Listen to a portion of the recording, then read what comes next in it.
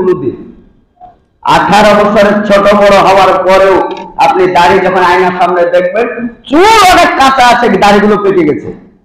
এত ছোট অবস্থায় আপনার দাড়িটা পেকে যায়, আয়নার সামনে দেখে তো আপনার টের পাওয়া দরকার যে চুল আর দাড়ি 18 বছরের ছোট বড় কি করে দাড়িটা পেকে গেল, 18 বছর আগে বুড়ে হয়ে গেল কি করে। আপনি তখন ইবাদত করার চিন্তা ভাবনা করেন যে ইবাদতটা এবার মজবুত করে করব। মৃত্যু এসে গলায় যখন হাজির তখন বলছে আমি তো এই টাইমে মরতাম না, আমার তো আরো ইবাদত করার একটু সুযোগ দরকার ছিল। মৃত্যু আসবে তো আমাকে বলে আসবে না, সুযোগ তো দিবে। বলছে ও তোমার সুযোগের অপেক্ষা, তাই না? তোমার যখন 2-1টা করে দাড়ি পাচ্ছিল তখন আমি একবার চিঠি দিয়েছিলাম যে মাল সাবধান, সাবধানতা অবলম্বন করার একটা চিঠি দিয়েছিলাম। দাঁত পড়েছিল কোনো চিঠি দিয়েছিলাম, চামড়া ঝুলে চলো চিঠি দিয়েছিলাম। এই যে ঝাপসা ঝাপসা দেখছে না, বড় লেখা দেখতেই পাওয়া যায় না, ছোট লেখা। তখন একটা চিঠি গেছিল যে চোখ বিদায় হচ্ছে, চোখ বিদায় হচ্ছে, আর দেখার কোনো সুযোগ নেই। কানে দুতে বলছে আমরা কিনতে যাব, আমরা আমার কি জিনিস। ওকে বলছি আমরা, বলছে আমরা কেন বলছো না, আমরা তো শোনার মতন কেন, আওয়াজ কমে গেছে। একজনকে বলছে আমার 14 ফেব্রুয়ারি জালসা আপনার নিমন্ত্রণ থাকলো, ওই 1 তারিখে কানের কাছে নিয়ে গিয়ে, ওই লোকটা আপনার মতো ছিল না, আমার মতো ছিল না। করেন আপনি দুনিয়া, গোটা দুনিয়া আপনাকে লিখে দিলাম, থাকেন আপনি। আল্লাহ রাসূল সাল্লাল্লাহু আলাইহি সাল্লাম বলেছেন, বলো চাকে যদি মনে করো বদদুয়া করব, ওই লোকটির জন্য তুমি একটু লম্বা হায়াতের দোয়া করে দিও, আল্লাহকে দীর্ঘদিন বাঁচিয়ে দাও, এই দুনিয়ায় থাক, এই লম্বা দোয়াটা করে দিও। এই দোয়াটা যদি কবুল হয়ে যায় আল্লাহর কাছে, অত্যন্ত লাঞ্ছিত দোয়া আর কিছু হতে পারে না। আমরা করি না অনেক সময়, ভালোবেসে আদর করে দোয়া করি না, আল্লাহ তোমার হায়াত দেখ, হায়াত বাড়ি দেখ, জিন্দিগি বাড়ি দেখ। বক্তারা বেশি বলে, সুরসার করে তাল গোল মেরে 2-1টা বায়ান ভরে দেয়, দেওয়ার পরে বলে যে লম্বা হায়াত দাও, হায়াত লম্বা দিলেই বিপদ হবে, এর বিচারে পায়খানা বেরবে, নামাজও হবে না, রোজাও হবে না, হজও হবে না, যাকাতও হবে না, আর পায়খানা ছাড়া কিছু হবে না। কি হয়? লম্বা হায়াতে লাভটা কি হয় আপনার বলেন? ছাগলের ঘর আগলি, কাঠ পোটা ফেলবে না, এরকম মারবেল ঘরে খুব খুব করে কাছে করোনা। এই ঘরের মালিক একদিন ছিলেন, এই খুতবা বহুদিন নিয়েছি, এই ঘরের মালিক একদিন আপনি ছিলেন। লোকে জিজ্ঞাসা দেয়, বাপরে কি সুন্দর বাড়ি গো, কার গো বাড়িটা? বাপরে বাড়ি সুন্দর বলেছে, আর আপনি একবারে এইরকম করে পাও চুল, বাড়িটা আমারই গো, আমি গড়াইছি। আপনি বলেছেন এটা, এই কথাটা সব কথা জিজ্ঞাসা করেন আপনার বাপ বলেছিল, তার বাপ বলেছিল এই বাড়িটা আমার। এই 14 গোষ্ঠী আমার আমার আমার করতে করতে করতে আপনি আমার বলছে, আপনি ট্যাবলেট মোটা মোটা গরু সমান ট্যাবলেট খেয়ে ঘুমাচ্ছেন, আর ঘুম বলে আসে না। রাত 12টা পর্যন্ত আপনি ঘুমাননি।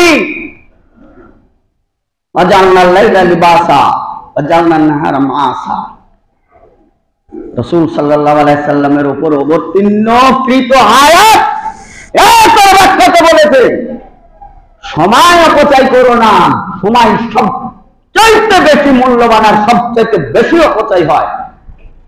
রাত্রি লেগেছে, এশার নামাজ পড়ো, পড়ে ঘুমিয়ে যাও, প্রয়োজন মোতাবেক তুমি রাত 10টা করো, কিন্তু রাত 10টা করতে যে বেলা 10টা করো না। রাত 10টা ঘুমাতে গিয়ে বেলা 10টা আবার না হয়ে যায়, মধ্যখানে একটা গ্যাপ রেখেছে। বলেছে রাকাতুল ফজরে কাবলাল ফজর রাকাতাইন খায়রুম মিনাদ দুনিয়া মা ফিহা।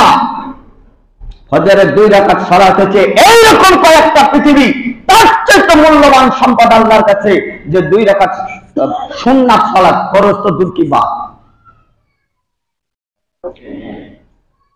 জানাজা যারা পড়তে যায় টুপি না থাকলে মাথায় রুমাল বাঁধে, ওই পুটা বুনসা রুমাল মাথায় বাঁধে বেঁধে পরেশগার সুন্নাত শুনেছে, শোনার পরে ওই কত পুটামচা খা করে পুটামটা উঠতেছে ওইটা মাথায় দিয়ে জানাজা করতেছে। হতো তো আসরে চলা এখানে লাইন দিয়ে দাঁড়িয়ে ছিল পিছনে হাত দিয়ে, কখন জামাত শেষ হবে বেড়াবে আর ওই মিছিলটা যাবে, ওই মিছিল ওই যে দাঁড়িয়ে ছিল যারা, বেটা তুমি মরবা না।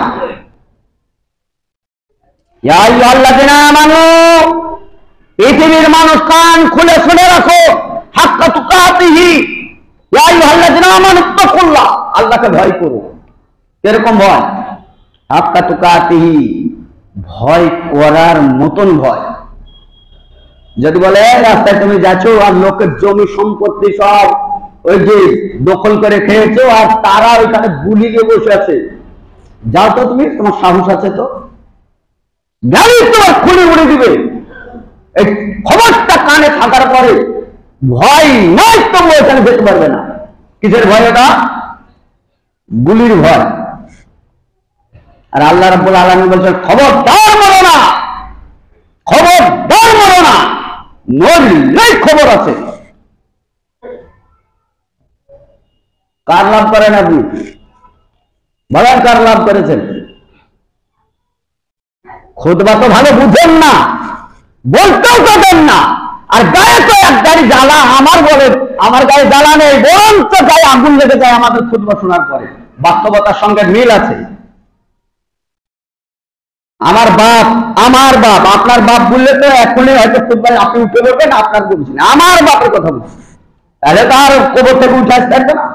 আমার বাপ ওই এলাকার মধ্যে সবচেয়ে গরিব মানুষ ছিল। আপনারা সব কোটিপতি ছিলেন আলাদা কথা, গরিব থেকেই পরীক্ষা হয়। এত গরিব, খেজুর গাছের রস পেড়ে প্রত্যেকটা ছেলের হাতে ছোট ছোট গ্লাস ছিল, এক গ্লাস করে ধরে দিত, যতটুকু রস পড়তো গাছে আমরা রসটুকু খেতাম। দেখা যেত সবার হাতে পৌঁছাইতে বাপ আর মায়ের হাতে পৌঁছাতো না, অনাহারে থাকতো। ওরা বাপ আর মা জানতে পারেনি তখন, এখন জানতে পারি। আমরাই ছিলাম ওই এলাকার শেষ গরিব মানুষ। অনেকে বাপ মায়ের ঋণ শোধ করতে চায়। এক গ্লাস আমাদের কিসমতে জুটেছে, বাপ মা অনাহারে থেকেছে। আলহামদুলিল্লাহ সুম্মা আলহামদুলিল্লাহ, কেমন পর্যন্ত দাঁড়িয়ে বলতে পারেন আমার বাপের বিরুদ্ধে, আমার মায়ের বিরুদ্ধে।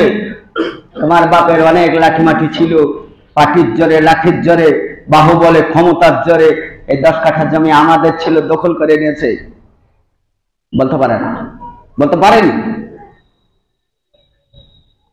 আলহামদুলিল্লাহ গরিব ছিলাম। যদি মনে করতো ছেলে পেলের ভবিষ্যৎ আমি নিজে হাতে গড়ে দেব, ক্ষমতা প্রয়োগ করে সমস্ত রোগের জমিগুলো দখল করে নিয়ে ছেলে পেলের ভবিষ্যৎ বানাবো, যদি মনে করতো, আপনার ভবিষ্যৎ কোথায় যেত বলে? আপনার ভবিষ্যৎ কোথায়? কিসের ভবিষ্যৎ গড়া? গায়ে যেটা জ্বালা রাখবে ওই কথা দেবের বলছি। আমার বাপ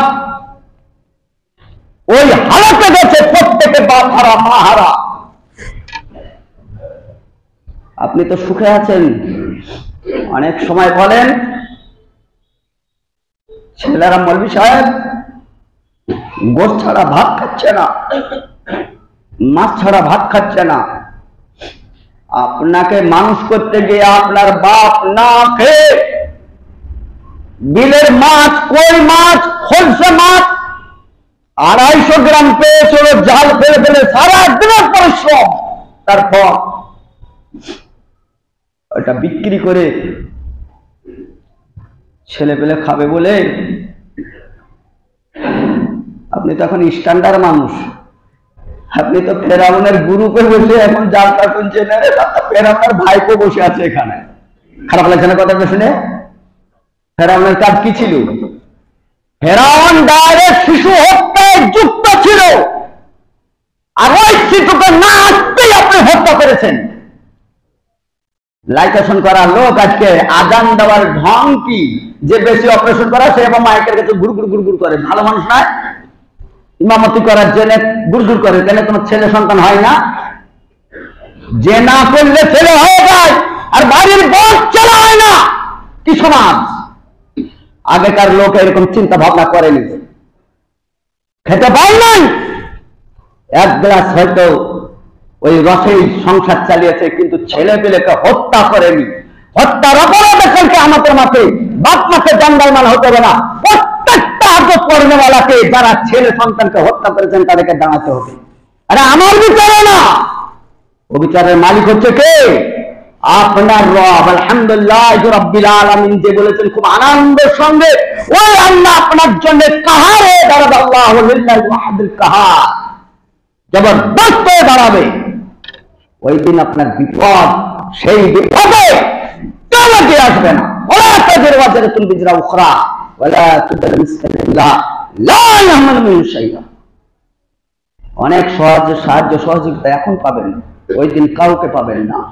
ভাই সকল, যেটা বলছিলাম, আমার বাপ মা গরিব মানুষ, কিছু করতে পারে নাই, তবে আমাকে আলেম বানাইছে।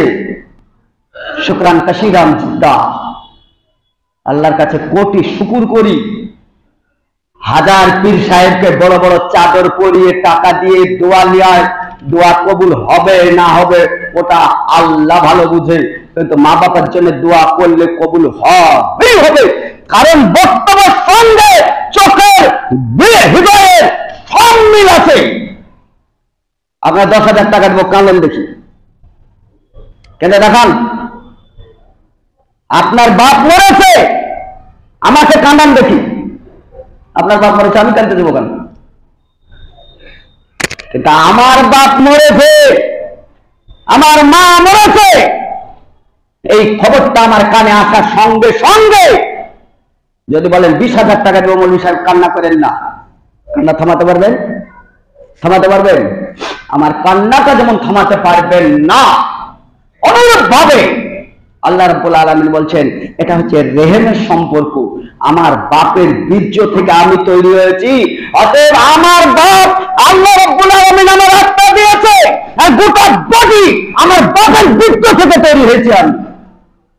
আপনার বাপ আজকে অনাহারে কাঙালের মতন কবরে পড়ে আছে, আর আপনি দালাল কোথা পারে বিলাতি কুকুর রাখেন। আপনি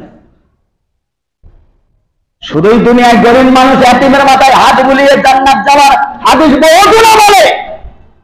পৃথিবী থেকে চলে যাওয়ার পরে সবচেয়ে বড় এতিম যে কবরে নিরাশা হয়ে পড়ে আছে।